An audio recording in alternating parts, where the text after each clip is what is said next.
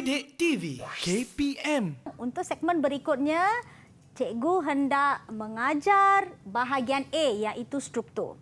Seperti yang saya bagi tahu Sean, struktur membawa pemberatan yang sangat-sangat tinggi dalam kertas 2 biologi ya. Dia membawa 60 markah Sean. Wow. Berat betul. Yeah. Tapi kita mempunyai 8 soalan. Okey. Ya, 8 soalan yang mempunyai pemberatan yang berbeza-beza mengikut aras-aras dia ya.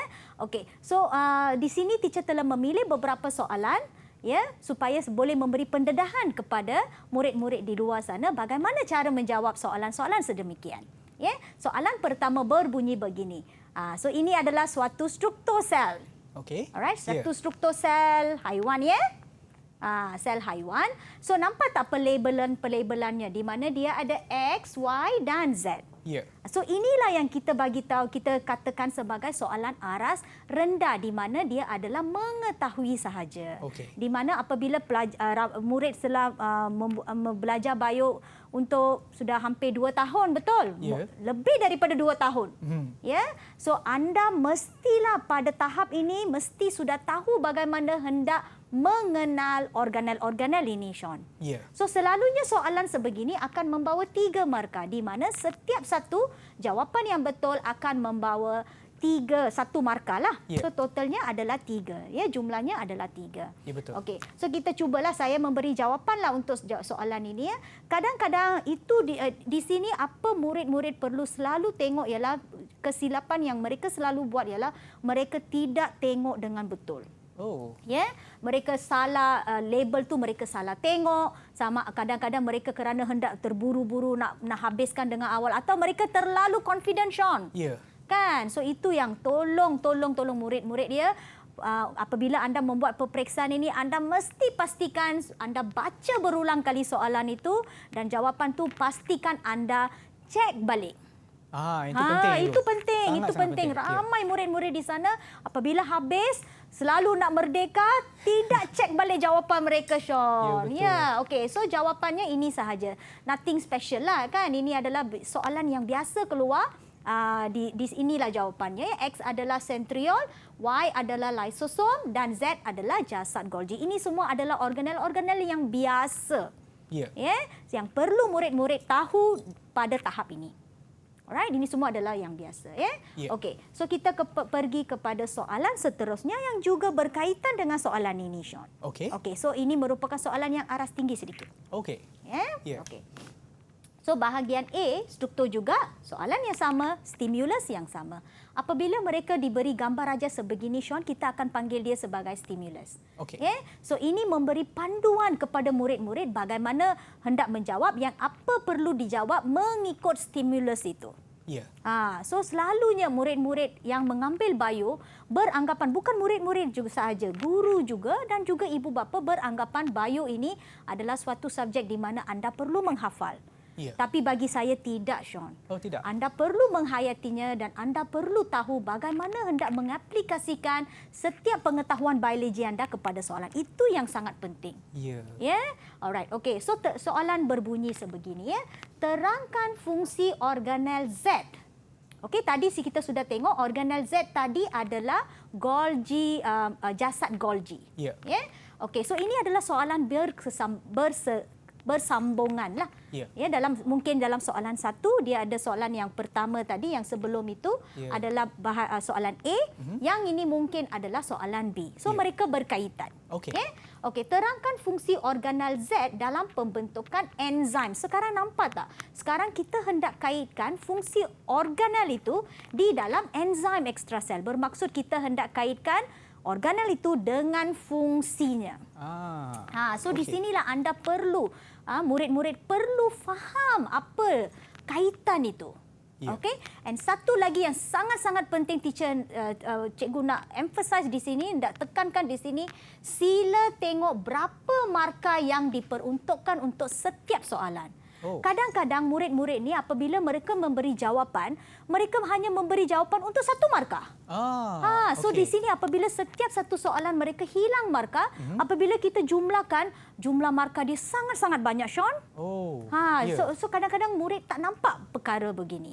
So ingat, apabila dia memberi 2 markah, rasa-rasa Sean kena ada berapa isi, Sean? 2, cikgu. Ya, itu dia. Aha. Sangat senang. Satu isi, 1 point. That's it. Apa susah? Kan? Alright, okay. So, jawapannya berbunyi sebeginilah. Ya. Yeah. Alright. So, nampak tak? Memproses, mengubah, suai dan membungkus protein. Ya. So, nampak tak? Apabila dia ada slash ini, murid-murid boleh menggunakan perkataan mana-mana pun anda masih betul, Sean. Okey. Tak ada masalah. Ya. Ya, okey. So apabila dia sudah mengubah suai membungkus protein tu, dia akan bungkuskannya di dalam vesikel angkutan. Ya, ini penting because ada 2 jenis vesikel and murid-murid perlu tahu perbezaan antara dua-dua mereka secara betul. Okey. Ya, okey. So dia akan mengangkut protein yang terubah suai ini ke luar sel. Nampak tak? Ke luar sel. Okey. Nampak, Ibu. Perkataan ekstrasel ini. Nampak tak teacher kaitkan balik kepada jawapan itu? Ya. Kerana enzim ekstrasel bermaksud enzim luar sel. Tetapi nampak tak cikgu tidak menggunakan perkataan ekstrasel sebagai jawapan. Cikgu memberi setelah mencari satu lagi perkataan yang berbeza berbanding ekstrasel. Okey. So itu adalah satu teknik, Sean, Ya. di mana ramai murid-murid selalunya akan menggunakan perkataan yang sama daripada soalan sebagai jawapan. Kalau dia menggunakan apa saja perkataan daripada soalan sebagai jawapan, tiada markah, Sean. Okey. Sebab itu anda perlu pastikan, itu sebabnya teacher bagi tahu selalu kena baca balik soalan, Sean. Okey. Baca balik soalan, jawapan tu kena baca balik soalan jawapan anda sendiri. Ya.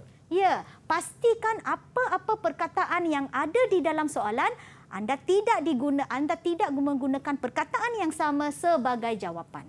Okey. Itu adalah satu tips.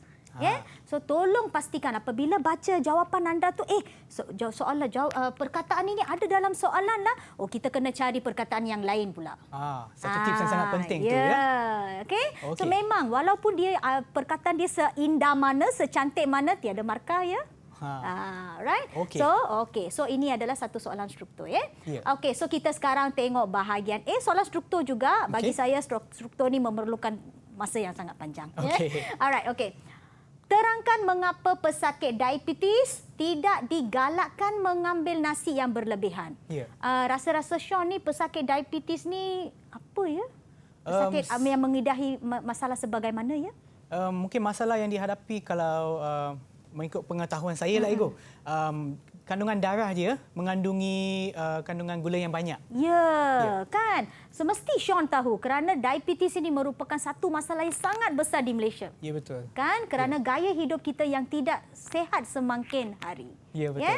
Alright. So ini merupakan satu soalan aras tinggi, Sean. Ya. Walaupun soalan ni nampak pendek dan dia hanya membawa 3 markah, tetapi soalan ini adalah soalan aras tinggi. Okey. Ya, okey, bermaksud seorang murid bukan saja kena tahu apa masalah pesakit diabetes, and dia juga perlu mengaitkan apa kandungan di nasi yang menyebabkannya berbahaya untuk pesakit ini. Okey. Itu dia, Sean. And dia juga mempunyai suatu teknik yang sangat-sangat penting. Last teacher bagi tahu apa teknik itu. Okey, so jawapannya berbunyi begini. Because di sini teacher tak nak bagi jawapan tak. Teacher lebih hendak menekankan teknik. Okey. Ya, okey. Jawapannya berbunyi begini. Nasi berlebihan, nampak tak teacher ada perkataan berlebihan? Ya. Ini bermaksud apabila pesakit diabetes ini mengambil nasi secara berpada-pada. Ya. Kan kerana soalan pun berlebihan, betul? So secara berpada-pada tak ada masalah, Sean. Kesian juga kadang-kadang dia pun nak makanlah juga nasi goreng kan. Tak apa. Tapi berlebihan itu yang akan menjadi masalah. Ya, betul. So murid kena tahu benda tu. Okey. Nasi berlebihan. So sila pastikan jawapan anda menekankan perkataan bahawa ini sudah ada suatu kuantiti yang lebih. Ya. Mengandungi, nampak tak, glukosa berlebihan. Ya. So apabila nasi secara sedikit, so tak ada masalah. Apabila nasi yang terlalu banyak, berlebihan, glukosa berlebihan, Sean. Ya, betul. Ya, okey. So sekarang, kalau kita ni seorang yang kita tidak mengalami diabetes lah. Ya. Okey. Kita tidak mengalami diabetes, kita makan nasi sebanyak mana pun tak ada masalah, Sean. Ya. Kerana badan kita boleh mengubah semua glukosa yang berlebihan ini kepada glycogen. Ya. Kan? Bekas makanan kita ni manusia dan haiwan ni adalah organisma yang dinamik. Ya. Bermaksud kita punya makanan ini tak sama. Ada hari kita ada birthday party, kita makan banyak. Ada hari kita tak ada masa, kita tak makan banyak. Ya. Itu ialah lumrah hidup. Tetapi kalau anda ini adalah seorang yang sihat, badan anda mesti sudah tahu macam mana nak adjust perubahan-perubahan ini, Sean. Ya, betul. Ya, okey. So pankreas pesakit diabetes ini kurang menghasilkan insulin. Ya, kurang menghasilkan insulin. Itu masalah utama dia orang. Ya. So glukosa berlebihan, nampak tak? Glukosa berlebihan tidak dapat ditukarkan kepada glycogen. Ya. Ya. Okey, kandungan glukosa di dalam darah akan meningkat. Inilah yang menyebabkan pesakit itu ialah seorang diabetik. So ya. tapi nampak tak? Nampak tak kenapa teacher gariskan semua perkataan, nampak tak warna kuning-kuning ini? Kan? Berlebihan, kurang, berlebihan, meningkat. Ya. Satu daripada teknik yang teacher hendak bagi tahu di hari ini ialah ini merupakan satu soalan kuantitatif, Sean. Di mana anda perlu menekankan kuantiti dia kerana soalan dia kuantiti. Ini yang selalunya murid-murid tidak nampak. Ya, saya pun tak perasan tadi. Okey, so ini adalah soalan kuantitatif, ya. Okey, so ini pun soalan berbentuk kuantitatif juga. Ya. SIM membuat terapi sauna di mana suhu di bilik sauna mencecah hampir 60 darjah Celsius. Setelah menjalani terapi ini, SIM mendapati bahawa air kencingnya lebih pekat dan hanya sedikit dihasilkan. Terangkan situasi. Nampak tak? Lebih pekat dengan hanya sedikit. Dengan 60 darjah. So ini juga merupakan soalan kuantitatif, Sean. Aras tinggi juga. Sebab itu jawapannya cikgu telah memberi kuningkan semua ayat-ayat kuantitatif di sini. Nampak tak? Ini dia. Akibat suhu yang tinggi banyak. Bukan sedikit dia, memang kalau tak ada apa-apa pun kita akan berpeluh. Tapi kerana dia masuk sauna, peluh dia banyak. Tekanan osmosis darah meningkat. Kepekatan ADH meningkat. Menyebabkan dia lebih telap. Nampak tak? Lebih telap. Ini maksudnya soalan kuantitatif. Ini bermaksud soalan kuantitatif.